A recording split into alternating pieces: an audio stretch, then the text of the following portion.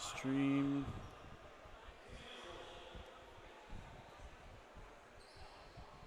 Is this my game one?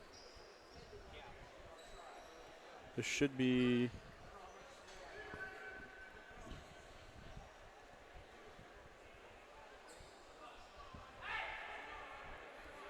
Okay.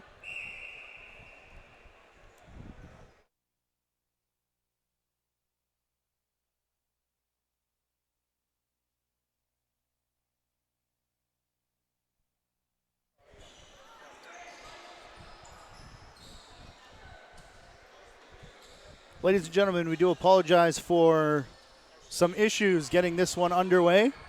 As Clarington leads 3-0, we will try and, in the first intermission, show you what you've missed. So please stick with us there.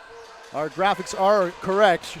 The Shamrocks do lead 3-0 and are currently on the power play, as there was a cross-checking minor. We're actually 4-on-4 here, pardon me, as we've missed a little bit here on our side as well, sorting out penalties and goals and et cetera. I'm Matthew Carrick in for the JVI Sports Network tonight. Spencer Tange is off, attending to some family commitments. So we think of him. And Spence, if you're watching, we hope to have you back, as there's going to be no shot here, no reset. Called by Mark Thompson, him and Kyle Krotman. Two officials, along with Mohammed Ershad, the third in the box. Hot one here at the Garnet B. Rickard Complex as we get you set up for game number 3. As they've been playing minor lacrosse all day in here as part of the OLA Provincial Festival. Up until the last game finished just a few ticks after 7 o'clock Eastern time, as there's a shot in tight.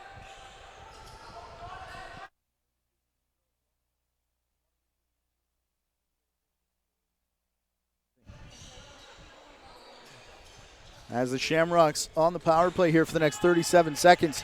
Shot from Aaron Woods finds its way through.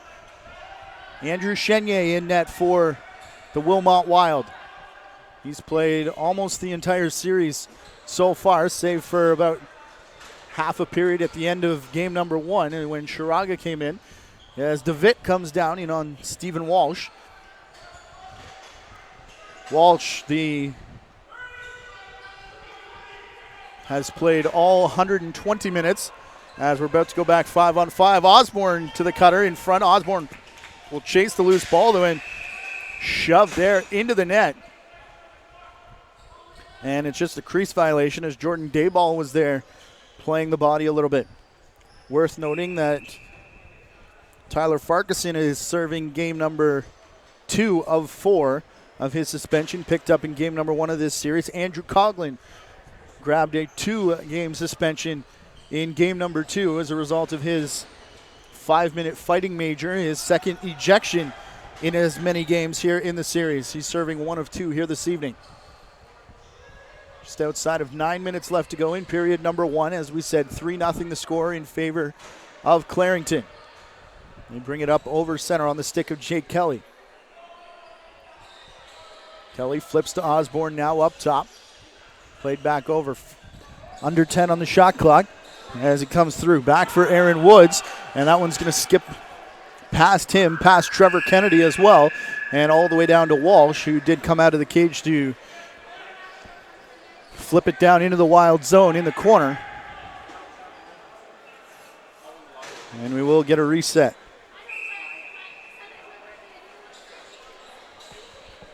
Here's Curbs. Curbs to the far boards. Wheeling over the top. Shot there from Matt Wyman. Gets through. Walsh making the save and then hanging on for the whistle as well. It's played in the corner. Out comes Clarington with it over center. In the stick of Jake Kelly. If you missed it last night, we were at the Iroquois Lacrosse Arena. Junior A final series between the Arrows, as a shot from Osborne goes off the back shoulder, it looked like, of David Pavlinch. An epic game on the JVI Sports Radio Network, as a huge pick here And going down on the play is Aaron Woods, the captain. And that'll turn the ball back the other way for Clarington, as half of their offensive line was already on the bench. They'll have to double back here. Get those players back out there. Follow us on Twitter at JVI Video, at official OJCLL as well. Wilmot Wild, Clarington Shamrox also on Twitter. And of course the YouTube chat line is open. Our thanks to the folks there in the chat room letting us know that the audio is okay. And we found Spencer Tanguay. He'll be checking in, chatting with you, the fans, in the chat room all night long. Huge shot there. And that one looked like it hit the arm or hand of Jeremy Osborne. Drops the stick, both gloves, and heads right down the tunnel and straight out the back of the building, it looks like. In a lot of discomfort, Trainer in full sprint back there behind him as well as the shot goes in, and Walsh making the save. Mark Thompson picking up the pieces. Try and get an update on Jeremy Osborne as the shot coming in from Wilmot. Walsh with another save, a great rebound as well as the right shoulder popped out. A big chop there, looked like it was up into the shoulder pads, and down goes the Clarington player, and Braden McGregor gets up slowly, that left arm hanging there, and he's going to go down the tunnel. A rough defensive set there for Clarington as they lose both Jeremy Osborne and Braden McGregor, at least for the immediate future, as a shot there from Clarington looked like stick-to-stick contact before it went up out of play.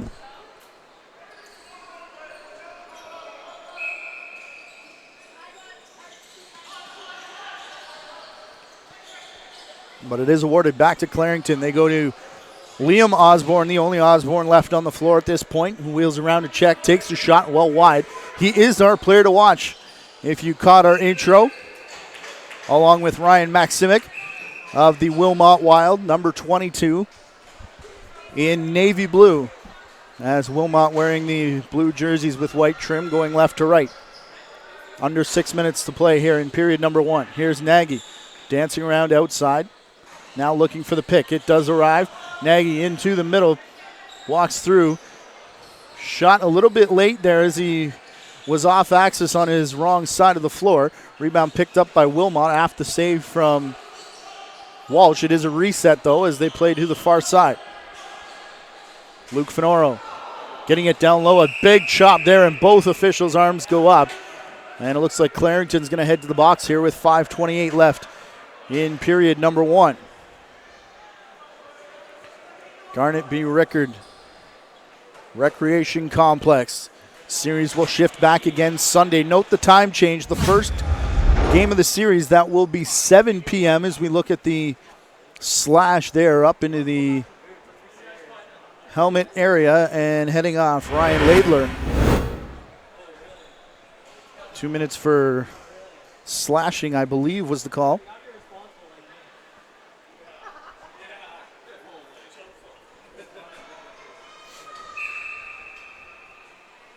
And here is Maximic, our player to watch for Wilmot. Working over center.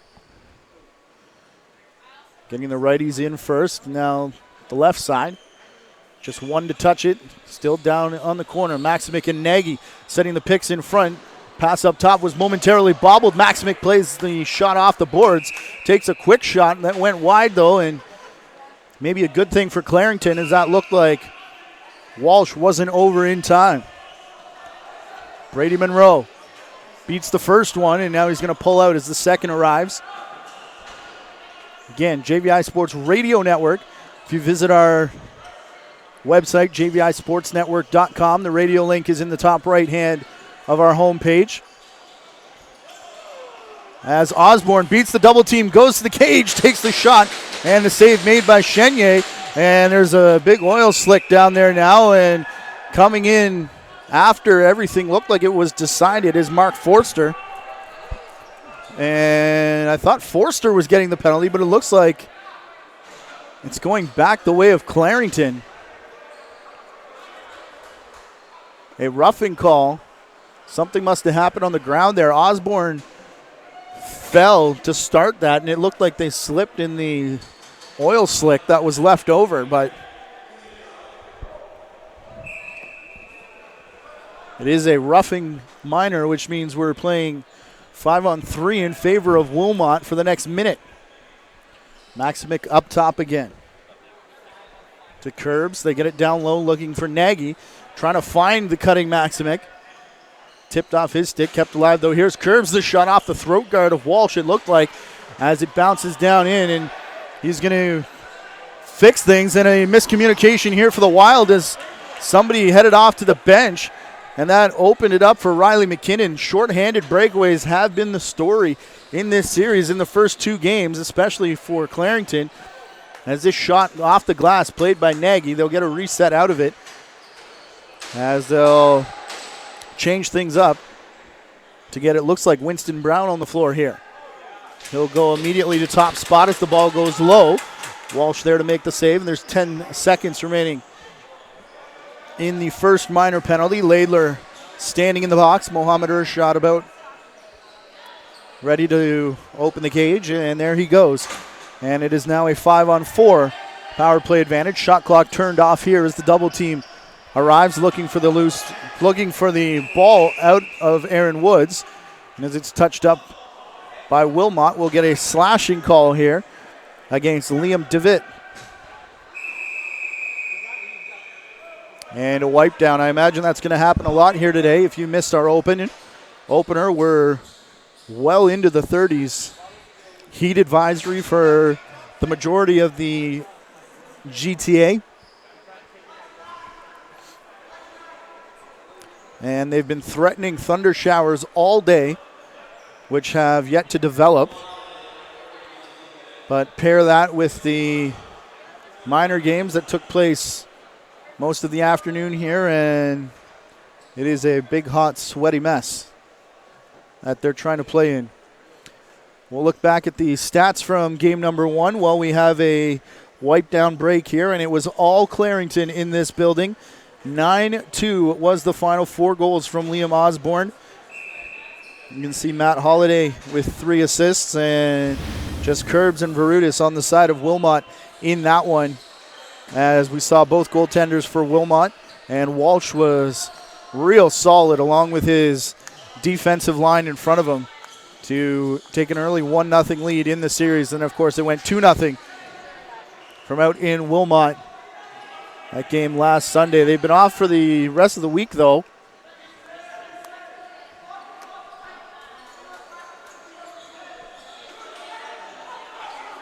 As somebody has returned to the Clarington bench, trying to catch a number there. Can't quite see if it is, in fact, Jeremy Osborne. We haven't seen him come back. As Brady Kiernan back on the floor. He was calling for the ball, but they won't get it to him as we're back to 5-on-5 with 2:24 left to go. And Osborne sent down. He was going for the hit, and it was Jordan Dayball dropping the shoulder. Dayball and Dobb having fantastic games. They were in our consideration for 3 stars.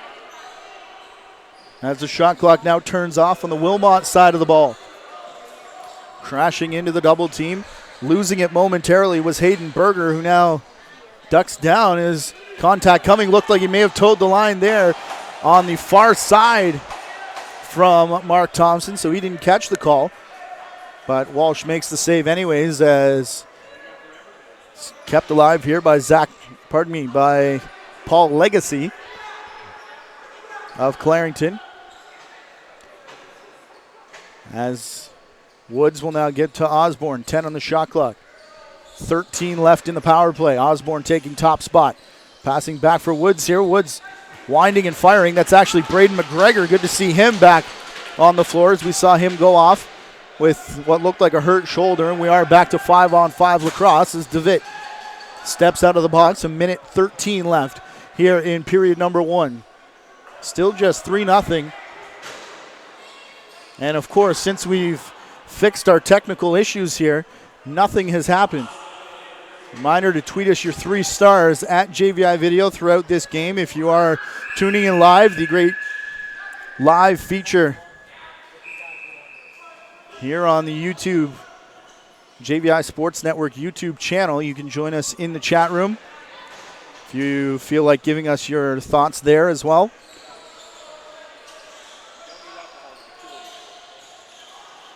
As a spin move here from Osborne, something happened up top as Aaron Woods grabs the bottom of the face mask. He was paired with Mark Forster.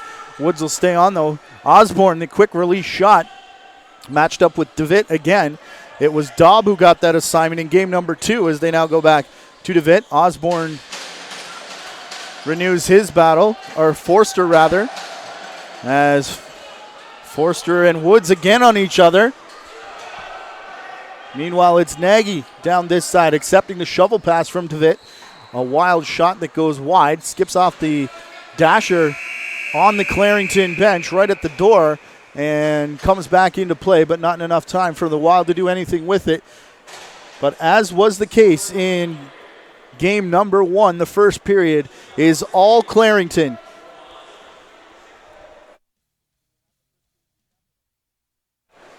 Stick with us here at intermission as we'll see if we can get you that recap. If not, the important thing is 3-0 for the Clarington Shamrocks here in game number 3 of the Meredith Cup. They lead 2-0, looking to send it back to Wilmot for a possible clincher that comes your way Sunday. This is Junior C Championship Lacrosse on the JVI Sports Network.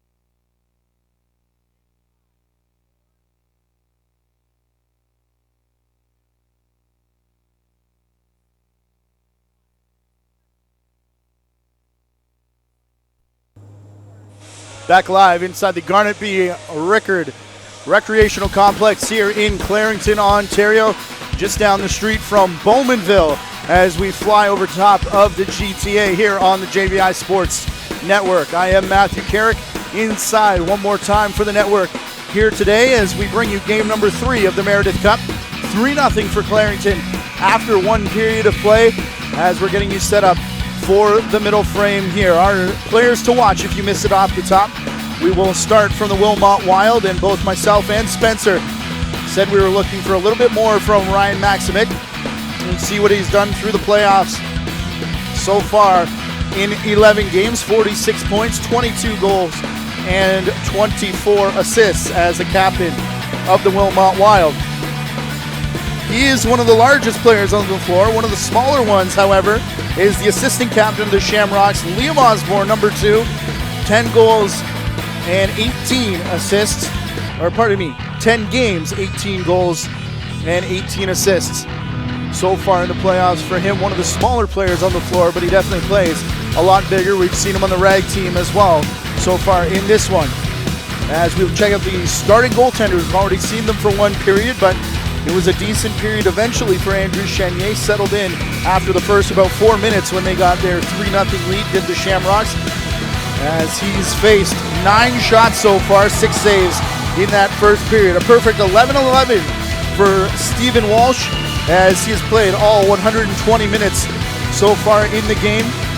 Thought Jack Carndiff may make an appearance in game number 2, as the arm cuff debate was ongoing in game number 2 out there in Wilmot, but they fixed the equipment malfunction for him, and he did return to play the remainder of that game. 3-0 the score after one period of play for Clarington. 11-9 the shots favored Wilmot, which has been a story so far, as has the power play. The struggles on the power play for Wilmot continue as they went 0-3, 0-2 the other way for Clarington, who gave up 6 penalty minutes, and the whistle blows and we are underway. Maximic winning the face-off back for Wyman,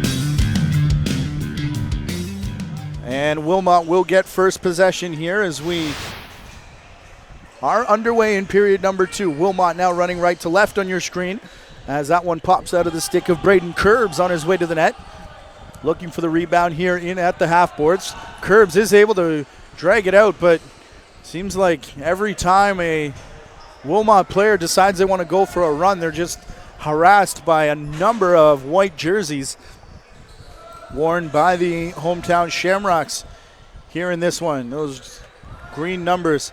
The preseason survey of fans, as we watch a shot here. Thought we were going to get a ball for the second time in this building. Bounces right for Muckler, though. Muckler to the net and scores. Muckler, the only one chasing that down, was able to beat his man. A rare odd man rush for the Wilmot Wild in this series. As take a look at the replay here. Muckler, peek over his shoulder, watch the feet. First one was good, second one on the line, but I believe that ball was in before that fact. So it is a 3-1 score here in favor of Clarington. Oh, maybe not as we watch it back a second time. But anyways, 3-1 on the board here in period number 2.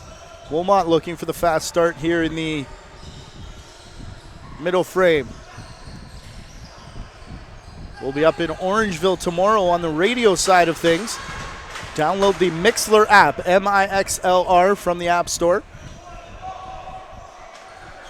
And follow JVI Sports Network, so you'll be up to date on all of our radio broadcasts. As Clarington walks in again, Aaron Woods rips a shot that gets in behind Chenier. So just like that, Clarington able to get one back.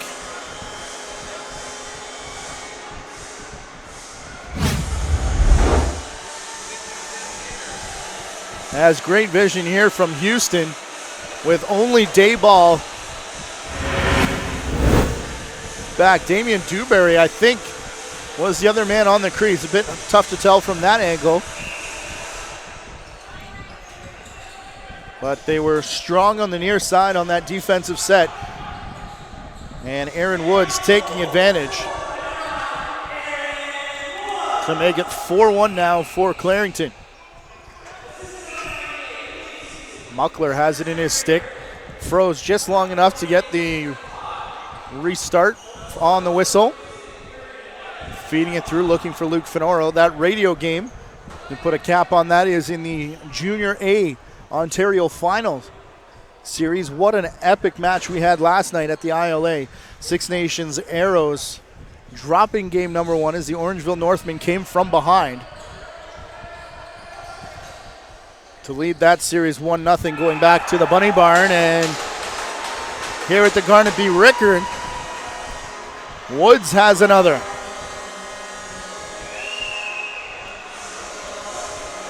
Clarington can put runs together, and they're doing it here again.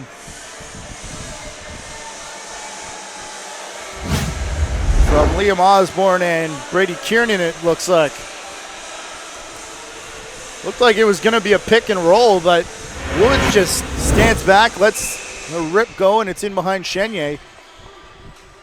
And you can make it 5-1, 2.5 into period number 2 here. Daub tied up with Braden McGregor on this faceoff, but it's going to be straight down the pipe for Ryan Laidler. Defense there to force him back out of the way. As Clarington with another possession off the faceoff. They've been dominating this part of the game as well. As this one goes high, we've got a stick battle here on the near side of the crease, and it looks like a scrap as well. Riley McKinnon, they're going to wait for the buckets to get off, and now swinging. Not sure who this is for Wilmot, maybe one of the Forsters, as they're not going to show the jersey either. Down on the floor, McKinnon keeps going, and that was a pretty spirited tilt, as there were a couple cross checks back and forth, and it is indeed Mark Forster down on the crease. After one in Major Series Lacrosse playoff action, the Oakville Rock lead at the Toronto Rock Athletic Center 3-2. We believe that one in the first intermission, as they sort out the yard sale, the penalties and possession. Finish our upcoming schedule Sunday in Wilmot. Note the time change, the only game of the series that'll start at 7 p.m.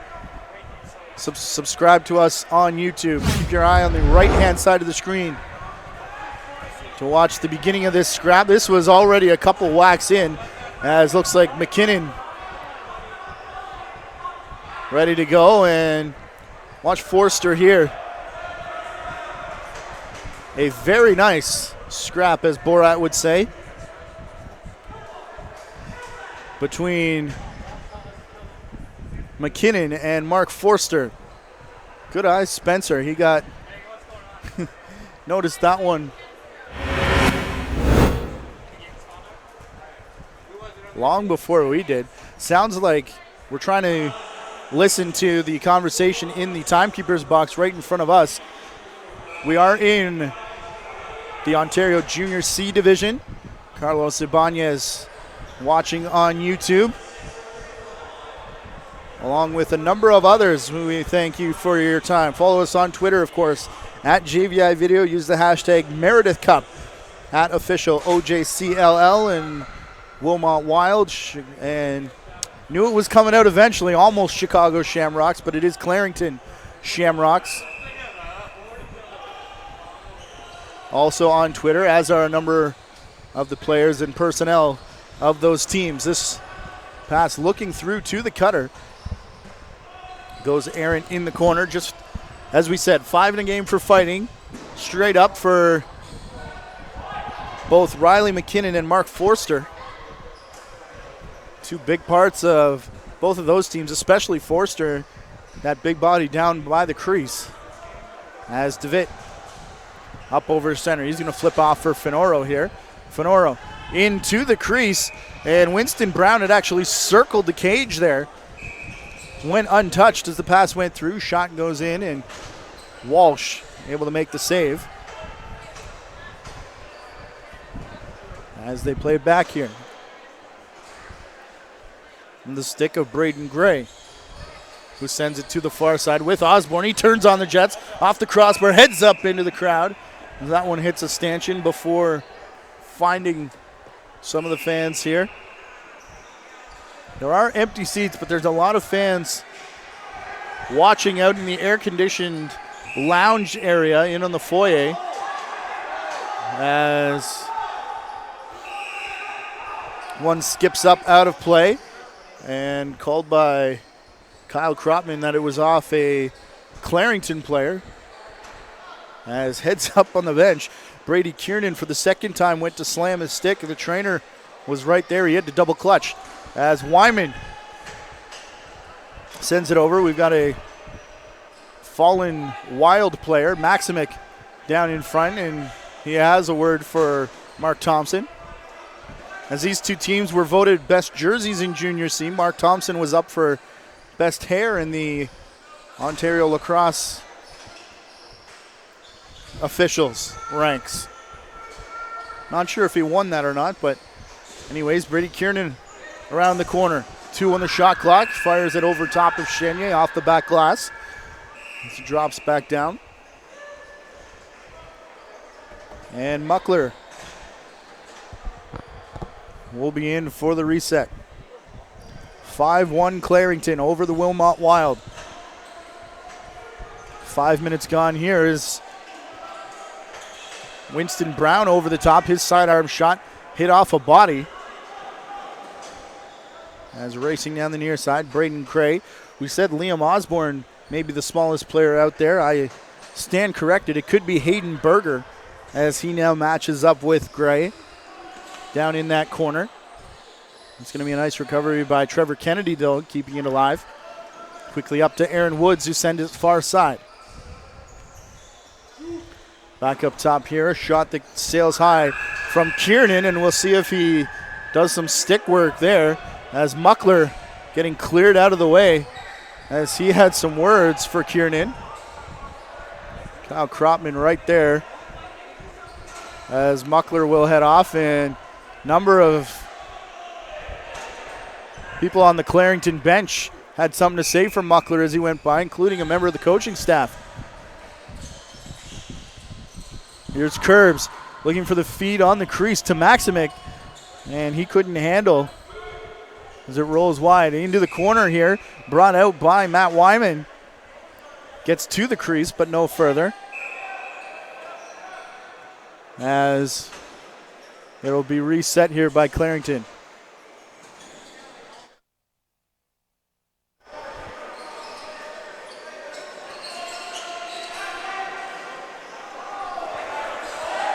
Then you get a high sticking penalty on the far side from Eric Forster. Walsh is jogging his way down the floor as the shot again sails over top of Chenier. Forster having words with, I believe, Laidler down in the corner there. Already seen his brother ejected, 5 and a game, as we said, for fighting, and he'll get a 2-minute high sticking minor penalty.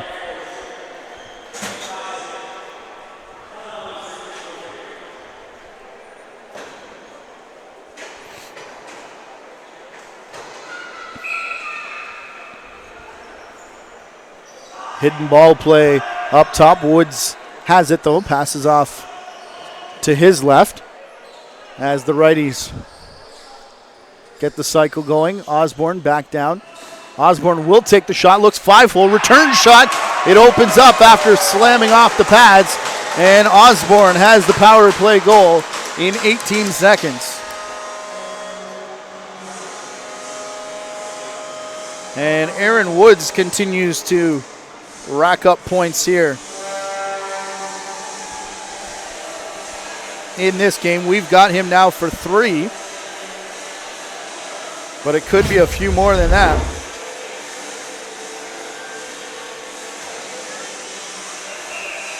As you can see, big juicy rebound bouncing off Chenier. And no mistake made as Osborne gets his first of the game. What's happening on the bench here? We got a Clarington player in the Wilmot bench. And I think it's going to be out of our camera range as Daub is coming over. 2 for interference as Woods will get the explanation. 5-4 Oakville over Peterborough now. They're closing in on the halfway mark of period number 2. About 13 minutes left in that one as we are here as well. If I'm not mistaken, Peterborough won the first game of that series, as we are in the playoffs in Major Series Lacrosse. Great time to be a lacrosse fan here in the Ontario area. Sidearm shot from way up top. Trevor Kennedy sails one wide. They go back in tight again. One coming through from Braden McGregor. Big bump in on the boards as we're deep in the 10 count here. And they need DeVitt to get it over, and he won't come close to center before the 10 count expires. As every time there's a whistle and yelling, we immediately look up to the bench to just make sure there's everything still kosher on that side of the floor. Closing in on 12 minutes left to play here, period number 2. 1 minute remains in the Clarington power play. Up top for Woods. Looking left side. Now back to the right. As the shot does come there from Riley McKinnon. Rebound comes out of reach, and it's going to be another quick reset for Muckler. This is how he scored the first Wilmot goal. And maybe a bit of a stick check at the back there to force that one wide all the way down floor. Oh, played back in a slick surface as Braden McGregor goes down. Got some help, though, as McGregor briefly chases Eric Forster out of the way. Got a delayed penalty here, possibly for too many men against Clarington, as Berger will hang on to it. They've only got 16 seconds left, but the shot clock will start running now. Should start running. It's still stuck as Chenier's gone to the bench. Now it starts as they've got Varutis on this side. Maximic finds him now. Here's Varutis taking the shot. Walsh with the save, and 3 seconds too early as Daub is still in the box. And we'll see what the call is. Again, we believed it was too many men. It's actually a slashing minor against Braden McGregor.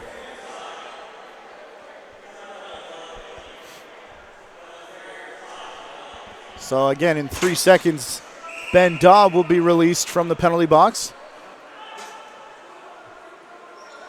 And they'll get their power play unit on. As expected, Daub heading off the floor.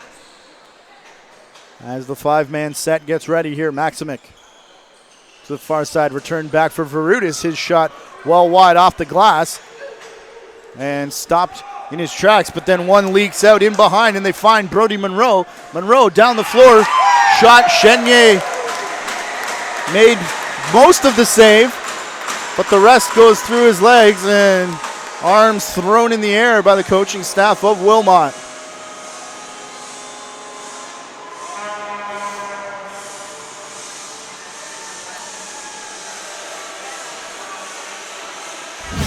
Wondering when or if we'd see Brandon Shiraga, but I don't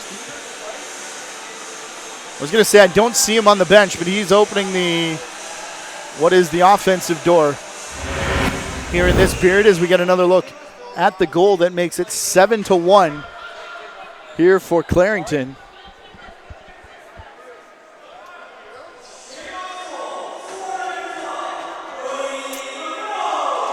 As Curbs sets it up. Short-handed goal for Clarington. Don't know if I've ever seen that many in this short of time span in a playoff series as Maximic spins and fires. As Walsh makes the save. Forced to make another one in a dying shot clock as Maximic, last-ditch effort to get one on net.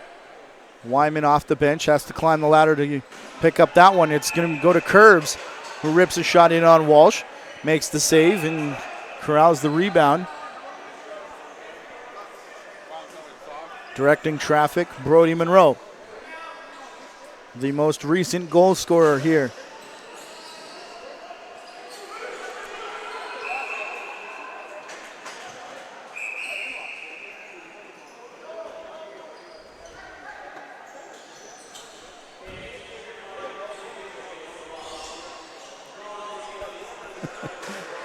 Here's Maximic into the corner. Maximic continues to the net. A couple dance moves and fakes. And our player to watch has just the second goal of the game for the Wilmot Wild. Finally getting one here on the power play.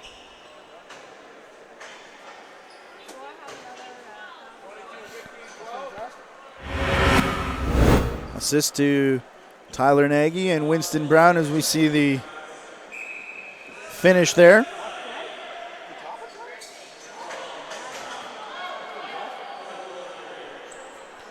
And a rare face-off win in this series so far for Wilmot as they get the shot in, but yet again the Story Walsh is there, and again the Clarington player breaks out, but they can't find him the ball in time as Braden Gray had to put the brakes on. Played back to the half boards again. Gray with it again. They have a cutter, and oh, what a save from Chenier. Almost full splits, throws out the left arm. And you can sense if they get any more, we may see Sharaga that could save the game here, at least momentarily for Chenier, as this one just goes away from Nagy. Rolls into the stick of Walsh, and Clarington back down the floor again. We still haven't seen Jeremy Osborne return to the floor. He took the shot off the hand in period number 1 and went off after ditching both gloves and the stick, as here comes Muckler. Already one breakaway goal, trying for number 2. Faked stick side first and then back the other way. It rings off the side of the post into the corner.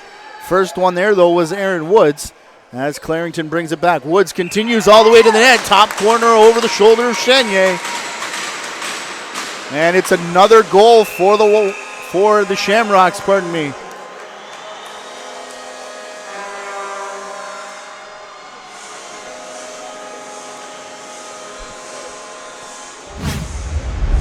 And we're going to get a water break here. Chenier making his way to the bench. Sharaga's gone down the tunnel. We'll see if he's gone to find some gear. Another player finds his way in behind, and Chenier will sit the rest of this one out, at least momentarily, as and a good look at Sharaga putting on the pads. As it's now 7-2, 8-2, pardon me, for the Clarington Shamrocks. Well, let us know who you think the 3 stars of the game should be. I imagine there's going to be a lot of green, barring a miraculous third period here. But tweet us at JBI Video. If you're in the YouTube chat room, you can get in touch with us there as well. Been having some good conversations with some of our viewers on the off days of this tournament. I personally have. If you want to tweet at Lacrosse Boss, we'll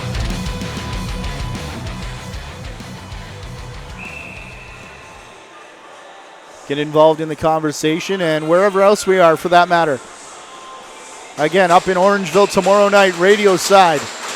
Download the Mixlr app and you can tune into that. JVI Sports Network radio call of that game. In the top right corner, you'll see the Mixlr widget.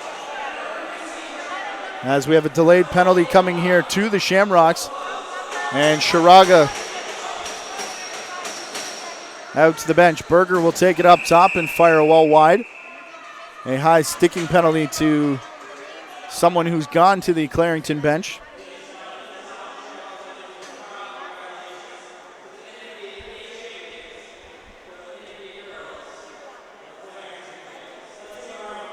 Woods now has 4 goals and 1 assist officially.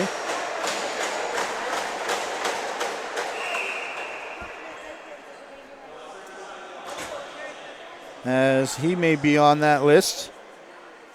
Liam Osborne with a pair of goals and 3 assists as our player to watch. Our other player to watch, Max Simic, has to go over to the boards to retrieve that errant pass. Played back for Wyman in the middle for Nagy. Thought about laying the lumber, but thinks better of it, and off to the races here. Here we go again. Ryan Laidler, welcome to the game, Sharaga. And we'll get a penalty to Wilmot, adding insult to injury.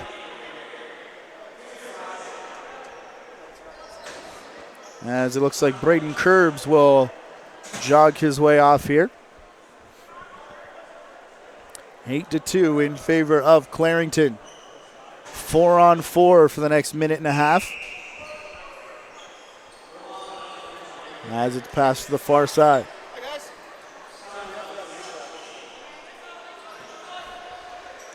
Back up top, Brady Kiernan.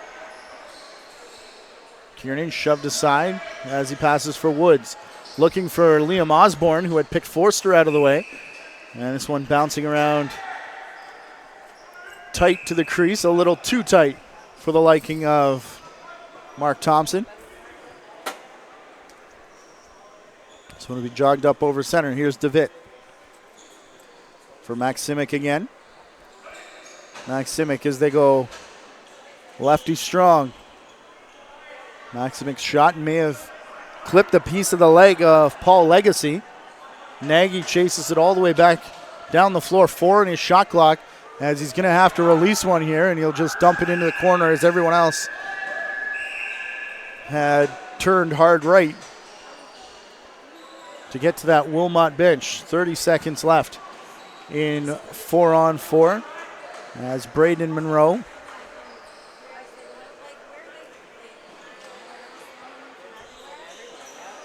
sends far side. Door opens and Woods takes to the floor. He's there to pick it up. Shot from Trevor Kennedy bounces off a defender's stick. Up top for Woods. He'll just dump it into the corner. Oh, Kennedy was looking for the surprise play. He went after that ball and may have had time if he handled it cleanly and got enough on the shot. But penalty about to expire here for Clarington as Wilmot brings it up over center.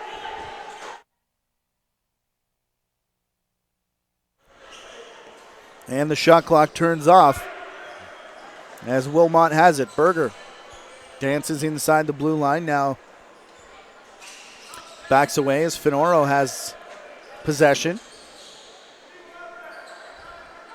Finoro faking.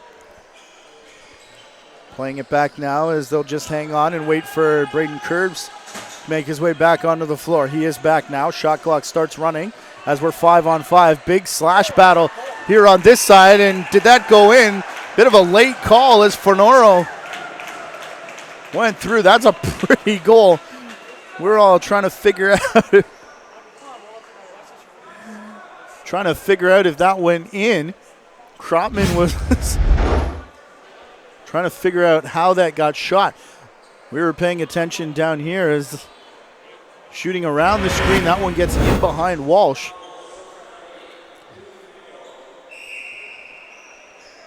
So Finoro on the goal.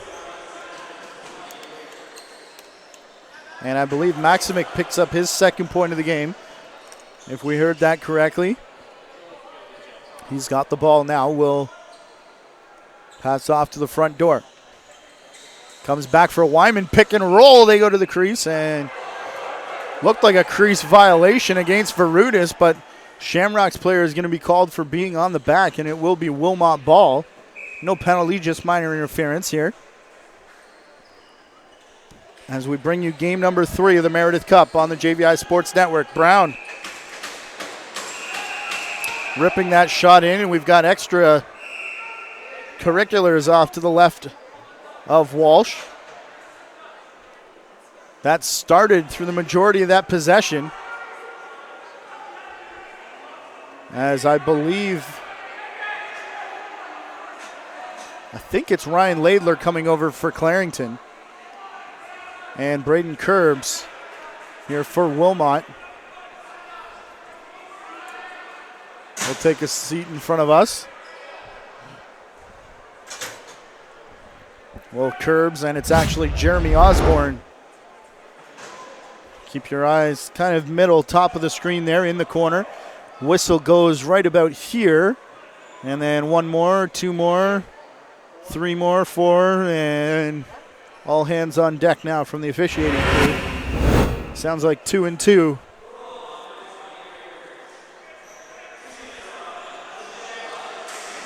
For roughing, but the initial penalty, I think, was coming to Clarington. They've got 4 on the board there as Walsh able to make the save.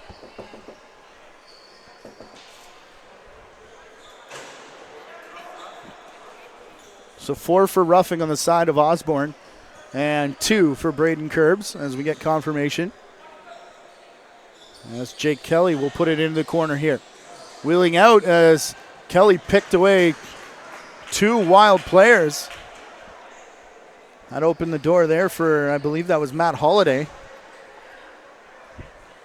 Some of these green numbers commented in game 1, a little difficult to read.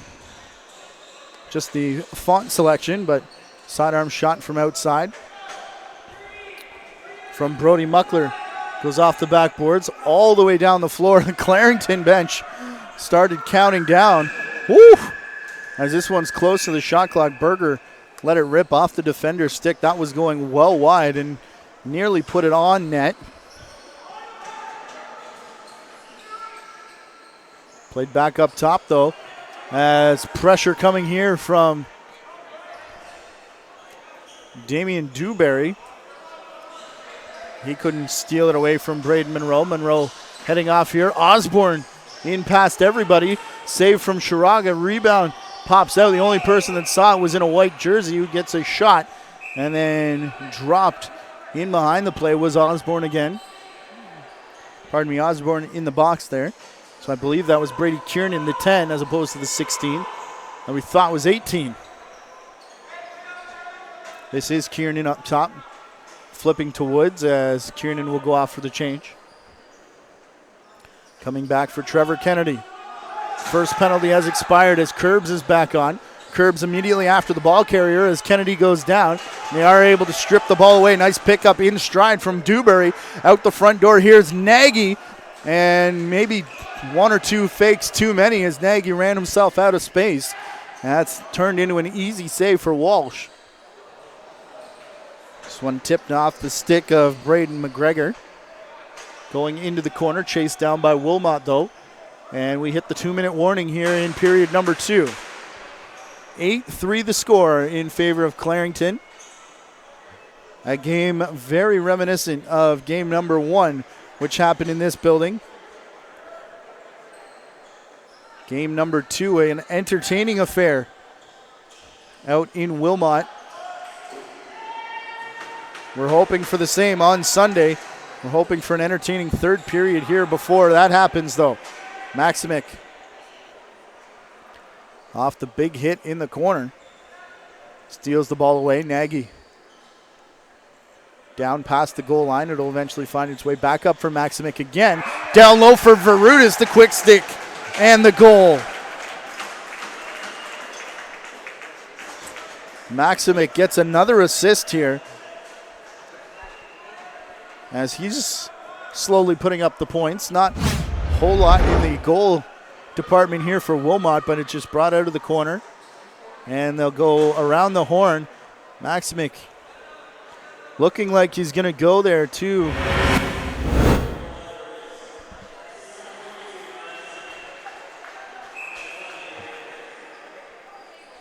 The shooter, and it was actually to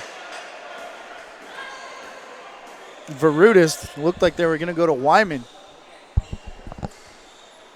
as that was on the power play at the back end of the offsetting minors and the double minor before that. And another one here for Wilmot. They try and put a run together before the end of the period as Winston Brown sneaks in.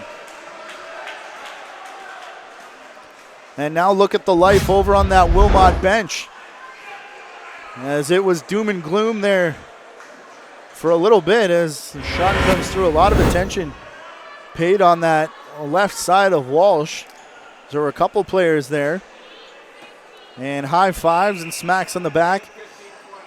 Hardly anybody sitting down now on the Wilmot side, but they are on the Clarington bench. And a face-off win. Here comes Dayball around the corner. He's going to go to the cage. Had the top corner, but taken away nicely by Walsh. Back into the corner, half boards now. As Wilmot still controls, 40 seconds left here in period number 2. Shiraga staying where he is as there's a Shamrock player down the floor, effectively 4-on-4 right now. As over the top is Verutis, the most recent goal scorer. One of those players was Muckler, who came in to keep the play alive, trying to reach around Walsh as he just turned a little bit to his right, and that blocked off the angle. Couple players down floor for Clarington now. They've got 12 seconds to work with as they'll just hang on, Walsh remaining where he is. As Clarington trying to stop the momentum. Here comes Osborne. Tied up a little bit. That shot sails wide, and that will do it for period number 1, but a bit of a, period number 2. Thank you to our director, Alex Frazel, making his first appearance of this Meredith Cup.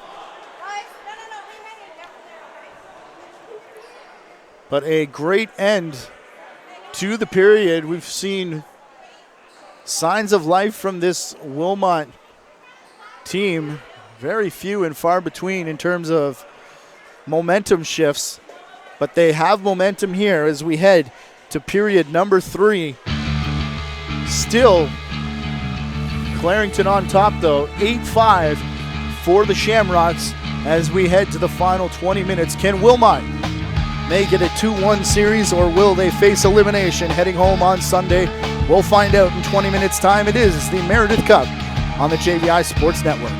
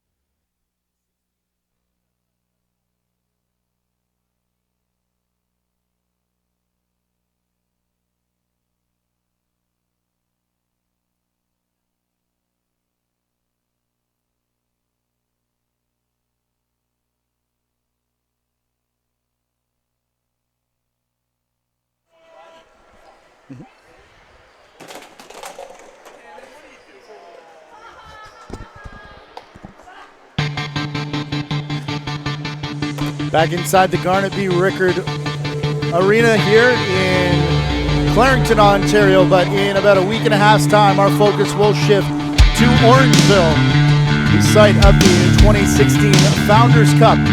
Clarington Green Gills and the Orangeville Northmen will be there as they face the Junior B. They are currently in the Ontario Junior B Final Series, as here's our second period summary. 5 goals for each side for a total of 8-3, 17-15 the shots for a total 26 apiece, just a 1 power play goal in that period on the side of Clarington. As we remind you about our 3 stars of the game, tweet us who you think should be the 3 stars at JVI Video, and of course the YouTube chat remains open as well. Matthew Carrick into the JVI Sports Network as we're underway, period number 3. We remind you that the momentum was on the side of Wilmot there at the end of period number 2. But we have switched sides. This is where Clarington's done most of their damage in this series, going right to left here on their home floor. Sidearm shot, and as we say that, Woods gets his 5th goal of the game. And the celly to boot. So much for the run that Wilmot was putting together, make it 9-5. That took all of 27 seconds. Huge pick in front by Osborne as him and Dobb have matched up one-on-one again. And a bit of miscommunication in there, as it looked like Dobb had Osborne and second defender continued to slide over. And it's now a 4-goal deficit one more time for the Wilmot Wild. Played behind the entire series, have the Wilmot Wild. May have taken a brief lead in game number 2.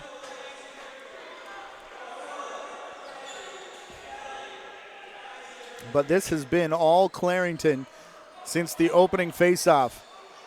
As they streak down again, looking at the crease, Sharaga still in there. If you're wondering, for the Wilmot Wild, and it's still, of course, Stephen Walsh for the Clarington Shamrocks as they wheel over the top. Over the shoulder shot comes from Kiernan. As the save made, as Pavlich will come up. He's got DeVitt with him. DeVitt with the ball. And a bit of a bump as they go in hard on Walsh.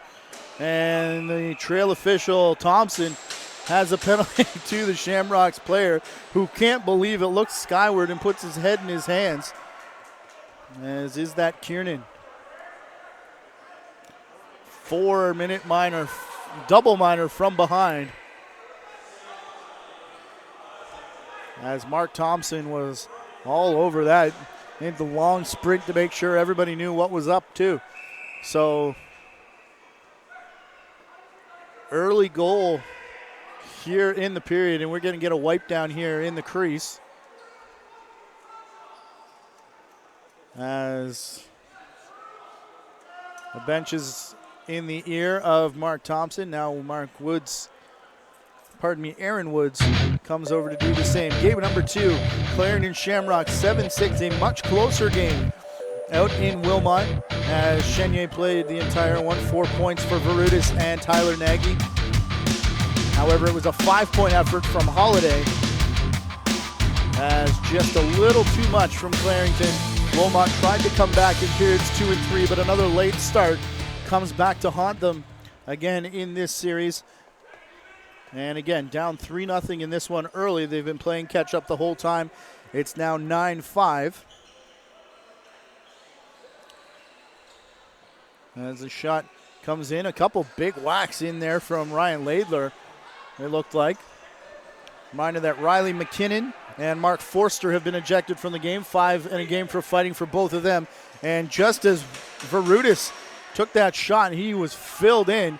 As perfect pass here from Walsh, getting it down the floor. Oh my goodness.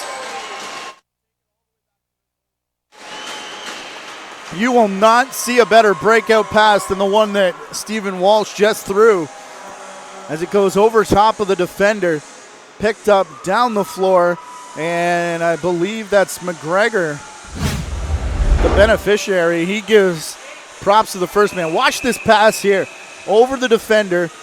Only person that can catch that is Brady Kiernan. And Kiernan finding McGregor, and he does the rest.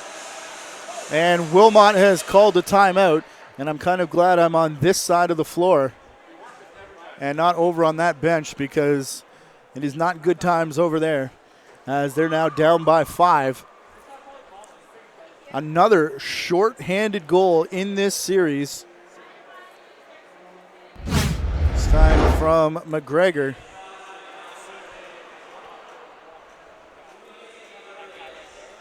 As they were in the corner on defense, and that opened it up this time for Brady McGregor. As McGregor comes in, and they're going to use the entire minute allotted to them, Wilmot, to get their point across. As you can see, just a lot of relaxing and taking in of water over on that Clarington bench. But the conversation / tongue lashing is over. Spencer Tange, our statistician, has been filling us in on the shots and everything else here tonight. Again, not with us, as we hope to have him back in Wilmot on Sunday. 7 short-handed goals. I believe that's a 3-game total now in the series for the Shamrocks, to go along with what's been a pretty abysmal power play as well for the Wilmot Wild. You saw our Twitter and Facebook information flash across your screen, which will have our entire schedule as we get set for the Founders Cup. Hopefully the Man Cup as well coming up in September. It is in Ontario this year. We are hoping to have it for you. Nothing confirmed as of yet, so do stay with us. Of course, the remainder of the Meredith Cup, how long it goes in the rest of the best of 7, this being game number 3. And whatever we can fit on our radio side of things for the Ontario Junior A final, as the Six Nation Arrows and Orangeville Northmen try and decide who's going to go out west to play for the Minto Cup this year. As we said earlier on, a great time to be a lacrosse fan and a great time to be a fan of Wilmot, as Luke Finoro puts his second of the game. Just an outside blast in behind Walsh.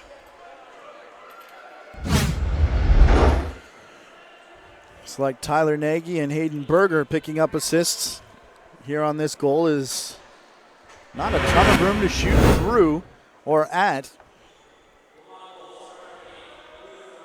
But Finoro finds a spot, and that makes it 11-5 now. The scoreboard here still says 10-5. 10-6, pardon me, that's correct. As that was a Wilmot goal, of course. Scoreboard in-house still hasn't reset itself. That one coming, of course, on the power play. 3 power play goals now as we talk about the Wilmot power play. They have scored 3 on the man advantage, and they're still on the man advantage with a minute and a half left to go in that. Another looking for breakout pass for Walsh. This time Nagy all over that as he just went to where it was going to fall. And nowhere for Laidler to go as Laidler gets tangled up there with Eric Forster, and looks like Laidler's going to go here as Forster goes off and takes the helmet off. But it's going to be a rip from Nagy. And you can make it 10-7 now. As that is another power play goal, this one from Nagy, as that will release Zach Taylor from the box, as Laidler will come in to serve his high sticking minor.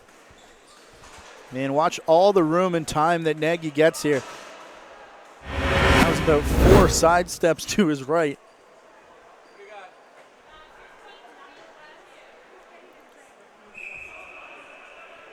as the face-off back at center floor. Nagy 1, 2, 3, 4 as down the floor. Shot from Aaron Woods. He gets filled in at the end of it, and it'll just be a possession call here for Clarington. The fans in the bench screaming for a penalty as they got the checking from behind double minor earlier in this period, but nothing here from Kyle Krotman this time. As Woods gets up, no worse for wear. In the corner, double team now, Dayball and Dobb. They were the two defenders that got it going. Up for DeVitt, the third D on that line. And well wide off the backboards. DeVitt was trying to control it, but couldn't do anything before it was sent back down floor as Clarington still with it. Here's Osborne. First around Muckler, and then round to second man. Last-ditch effort by Brett Liebold to swing the stick at that shot, and it did just enough to force it wide, pushing it into the corner. Wilmot has clawed all the way back now within 3. 5 minutes gone, period number 3, as there's a minute left in their power play. Up top is Fenoro. This has worked as here's Nagy ripping a shot. Spencer Tanguay. Wilmot's a good third period team, providing color commentary from the comfort of his air-conditioned home or wherever he is. We understand there's taking care of some family business today, of course. So we are thinking of you and your family today, Spencer, as we've been saying throughout this broadcast. Peterborough Lakers have taken an 11-7 lead in their Major Series Lacrosse playoff game against the Oakville Rock.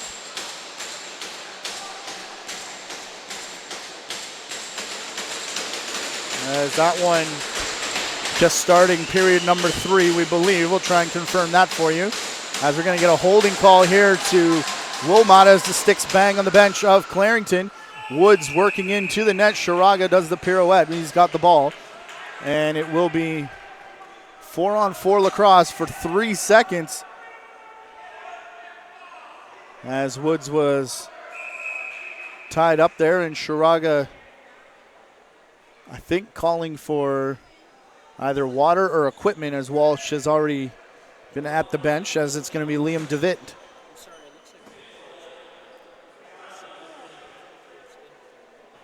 Coming over to play.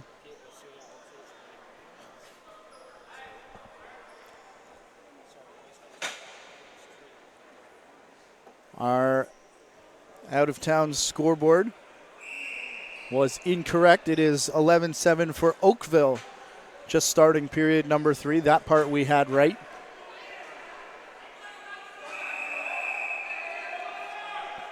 Three seconds had run off the clock during this stoppage here, as the Clarington player was released as that time had ticked off, but the penalty to DeVitt is 1:57 on it, so obviously those 3 seconds are gone. So that'll be counted from the box here. But Clarington starting with 5 on the floor and with Walsh on the bench, so they can get the power play unit out there and not waste any time when that penalty expires. There goes Walsh back into the cage as the pass is a little bit high for Osborne. Still controls it though, back for Kiernan up top. Osborne, Kiernan in the middle, takes the shot. Sharaga with the save now down. Dobb cleaning house. And it's going to be Sharaga's ball as it's tied up in the crease. Long time getting that stoppage whistle as Jordan Dayball brings it up over center. Dayball now for Curbs. Braden Curbs tied up by the double team as they banged into him. The ball popped free. First time we called James Houston's name in this game. Number 98 for Clarington. Spinning away from pressure. Will now give off to Aaron Woods. Woods off to his right and gets it back now up top. Woods will go into the center. Pass back for Osborne, though. Woods opening space for Osborne to get the shot. Sharaga sees it, makes the save. Rebound into the corner. And they'll do it all again here as we get reset, this time with Woods up top. Almost intercepted as Dewberry was there. Dewberry out of position back the other way, though, as he was dancing around. It bounces back for Osborne. That may have hit somebody else, and the belt signal from Osborne. His hat-trick goal, 6 points now. We've got Osborne on the night.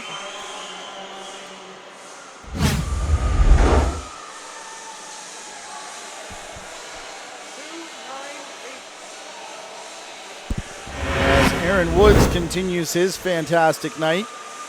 7 points. As Braden McGregor gets another assist. Consider number 9 in white for your 3-star selections.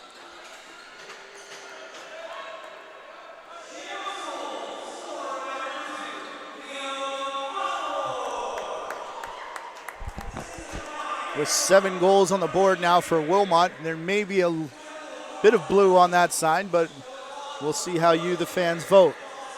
A lot of Shamrocks fans again dominating the Twitter, or pardon me, the Facebook chat, YouTube chat rather. One of those social media channels as Osborne swings a sidearm shot on net. The tie-up going to the bench as Brett Liebold and his man got tangled, and now a chat with Brady Kiernan from a number of people on the bench as he crossed in front. Over the top, getting into shooting space was Wyman, as Varudis got it back, and we're going to have a slash or a trip here as checking in the crease, I believe, is the call, as Hayden Berger comes in. 11-8 now for Oakville as Peterborough has scored. Checking in the crease against Hayden Berger as the ball was in the crease. As we said, Jamie Treese has been joining us all game, cheering for the Shamrocks in that YouTube chat room.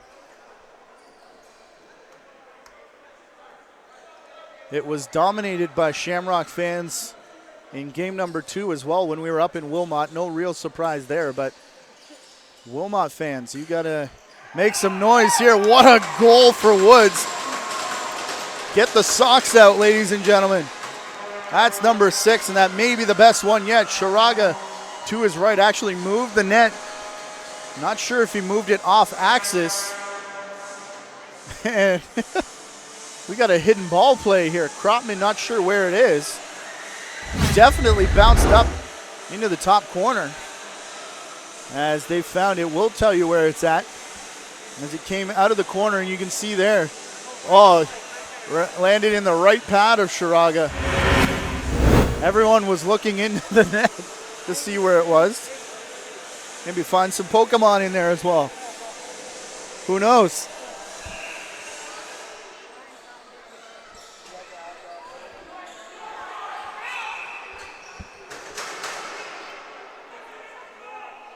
Interference off this face-off. And quick restart there. Not sure either team was set for that, as an errant pass, and I believe it was intended for Braden Curbs. Ends up bouncing out of play. Played back here, though, as Osborne brings it back.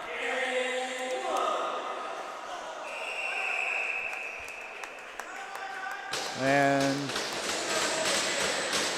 Kiernan's been chatting a bit over the last couple minutes as him and DeVitt now share some words, but looks like it's going to be Forster, Eric Forster, coming over to the box, and DeVitt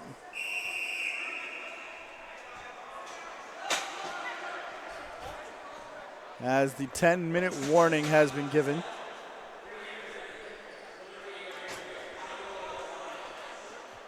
As DeVitt and Brady Kiernan heading off together.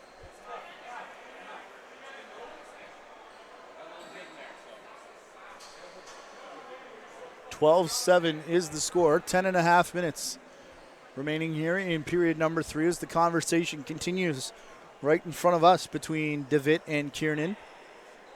Also coming over, as we said, Eric Forster, the last remaining Forster in this game, as Mark was ejected for a scrap with Riley McKinnon earlier in the game.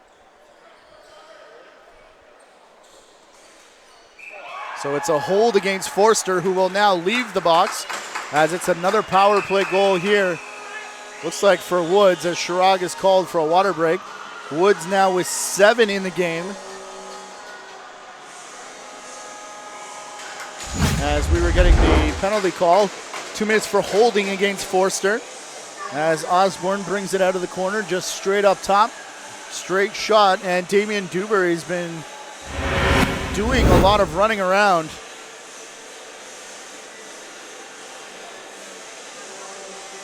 In this latest period, as he gets caught here as well. 3 stars of the game. Tweet us at JVI Video. I've been told this will be last call. So let us know on Twitter at JVI Video. If you're watching live on YouTube, log in and have your say in the chat room as well.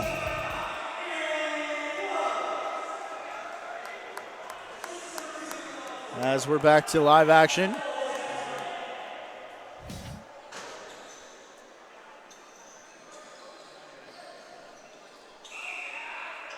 And that one skips just wide. I think Osborne and Woods should be considered as, wow.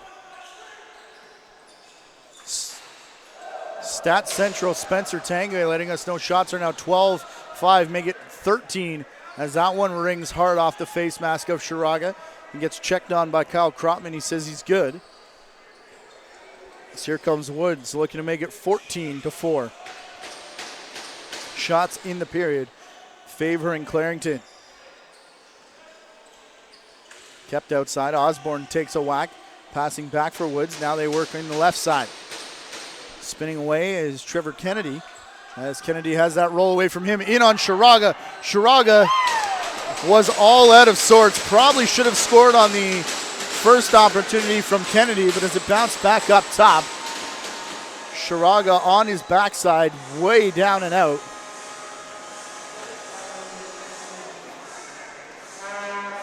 And looks like Chenye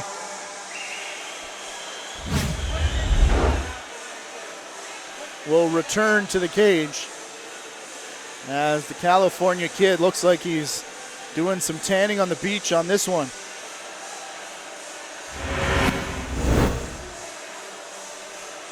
The Santa Monica plank, as there is Chenye returning to the Bronx cheer from the Clarington bench.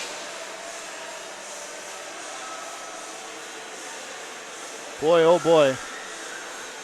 This has not been a good building to the Wilmot Wild in this series. Sending it back to their barn on Sunday. Note the time change, a 7 p.m. Eastern start. 7 o'clock Eastern. From the Wilmot Recreation Complex, as Matt Wyman drags through, lost his stick and the ball in the process, as the offsetting minors are about to expire. This could get exciting between DeWitt and Kiernan with 8.5 left to go in the game. 14-7 in favor of Clarington. As the door got stuck a little bit for Clarington, DeWitt got all the way back into the play, as this will be Kiernan up top. DeWitt stepping up to contest that shot. Didn't quite get there in time as it goes through Enon Chenye. Hits him right in the pad and goes down into the stick. And it's played back here now by Curbs. Nagy. Another shot where he's got all kinds of room and actually misses high. sending it off the back dasher and up out of play. Nagy forced to stay up on defense. This is actually Hayden Berger. It'll be bounced up for Woods.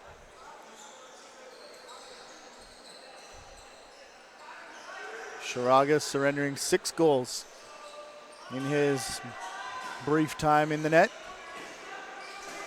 Final tally there for his stat line. As we said, Chenier returning to the Wilmot net.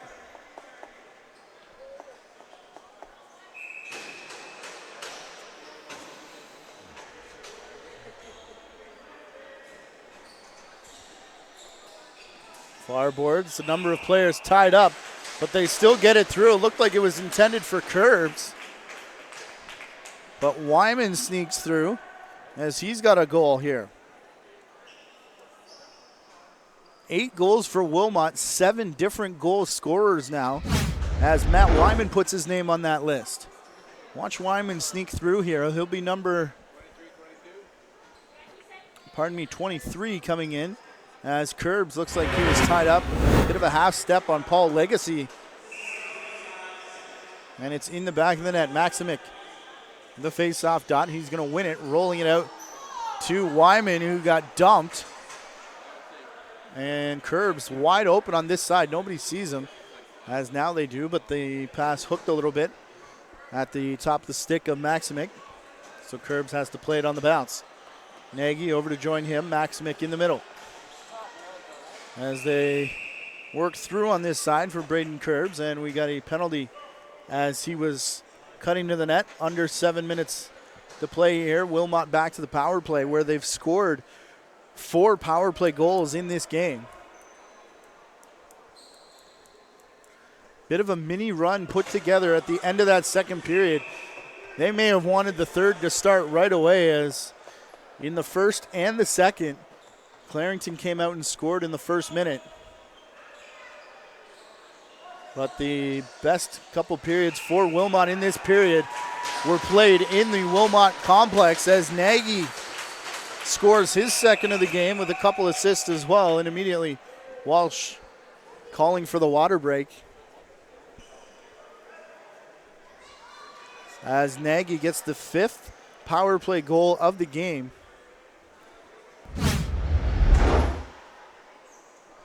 Both his goals coming on the power play here.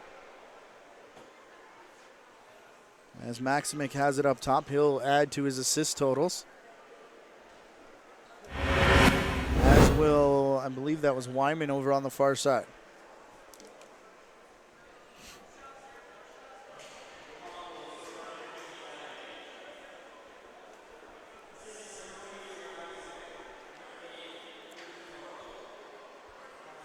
It's actually Fenoro picking up the assist as opposed to Wyman. As Maximic losing this face-off. Goes the way of Clarington. Another one, this time won by Brady Monroe, I believe, pardon me.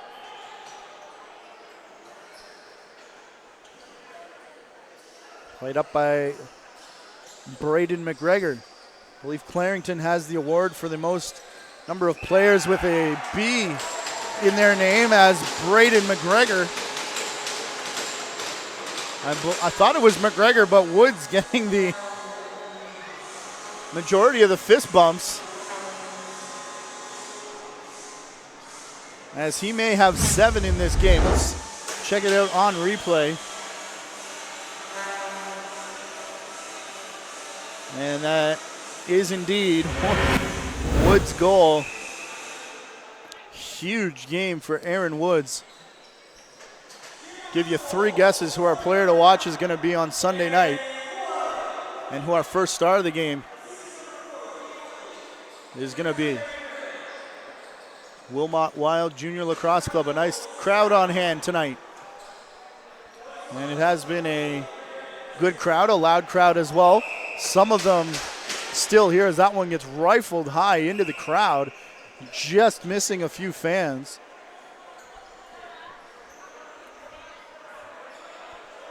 But as we said, there's been action all day, including just as this game started.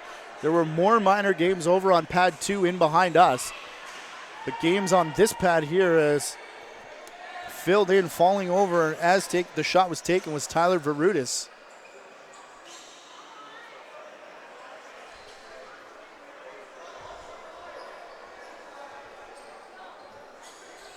And here's Clarington. Has been a loud crowd. It's been very hot in here. Chenier ducks out of the way of that one. It goes over the shoulder, hits the crossbar, and goes way high. Up out of play.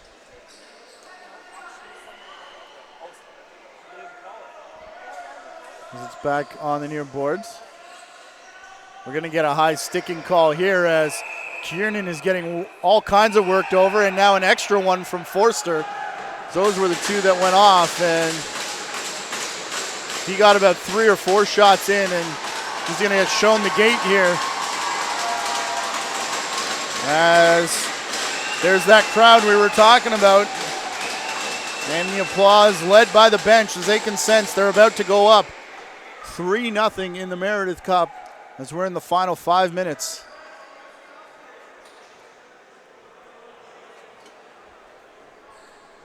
They're discussing here.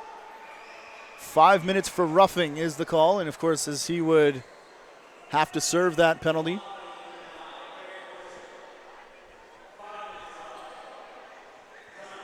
.447 on the clock. That will do it for both Forster brothers.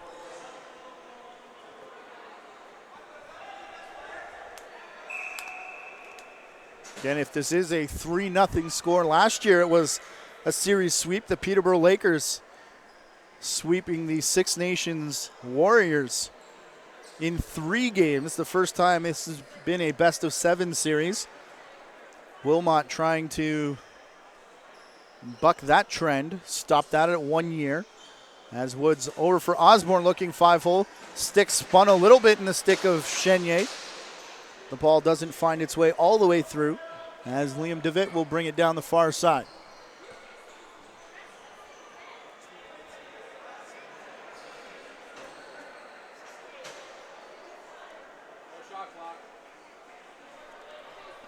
Shot clock turns off here. Maximic, nice job to keep that from going over and back.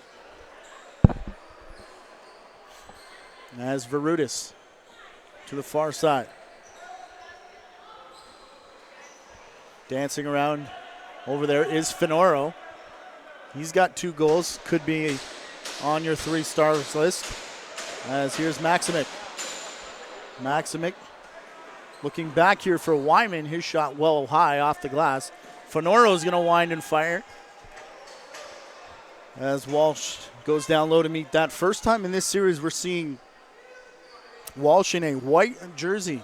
He's had 3 different jerseys.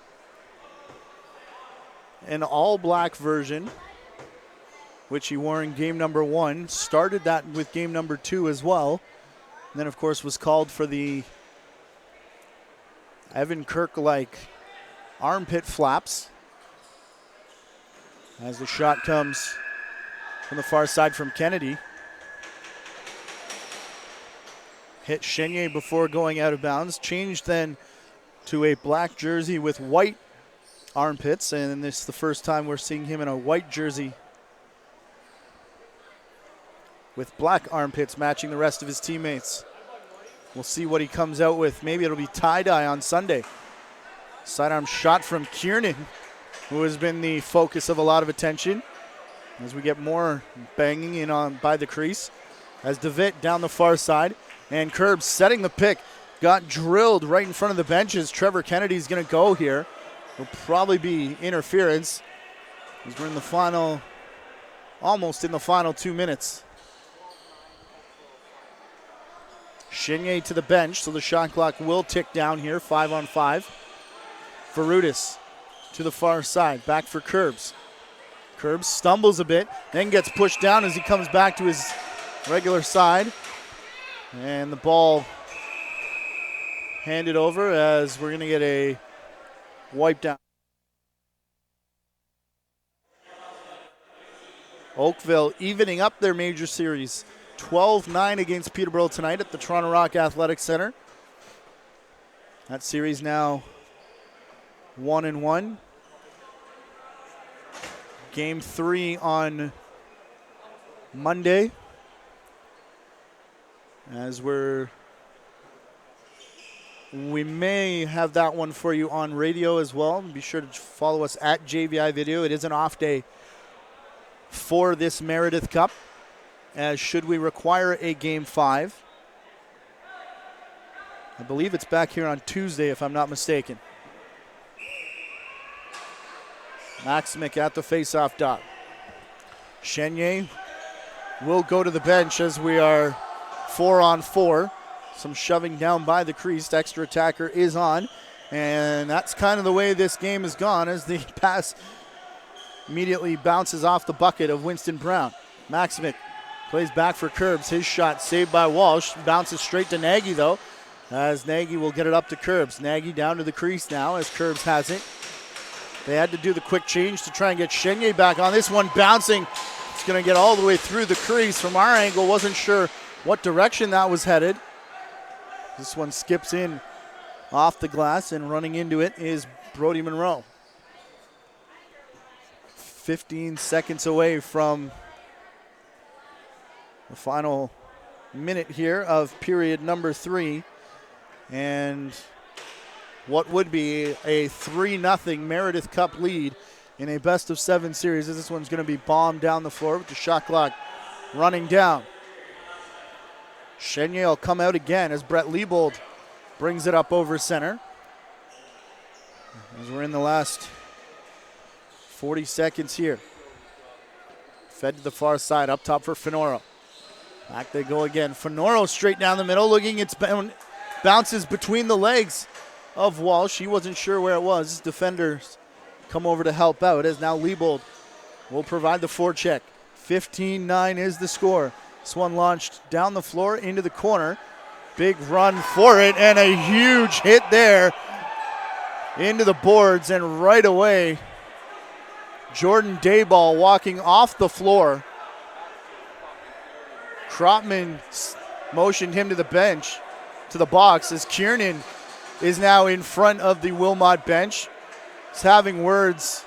I don't know if he had many words for Wilmot, but they definitely had words for him as he just stood there and took that one in.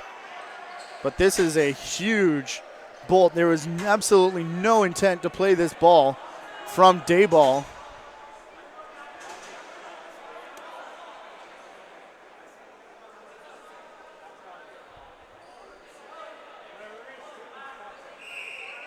As they'll keep him in the box probably for his and everybody else's own safety. 15 seconds left in this one, as Shamrocks will just back it away, and they will take a 3-0 series lead in the Meredith Cup with a chance to sweep the series. The brooms will be out at the Wilmot Recreation Complex for the Clarington Shamrocks.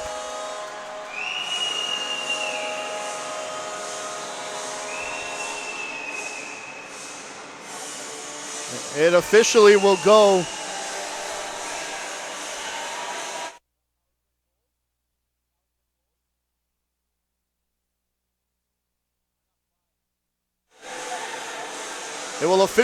as a 15-9 victory for Clarington, a 6-goal advantage, which is closer than the 7 in game number 1, but it was very reminiscent of the shellacking that happened in that game as well. Pretty much one-sided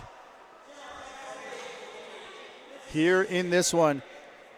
Again, game number 4, Sunday, August the 7th at 7 p.m. at the Wilmot Arena. If needed, we'll be back here on Tuesday, August the 9th, 8 p.m.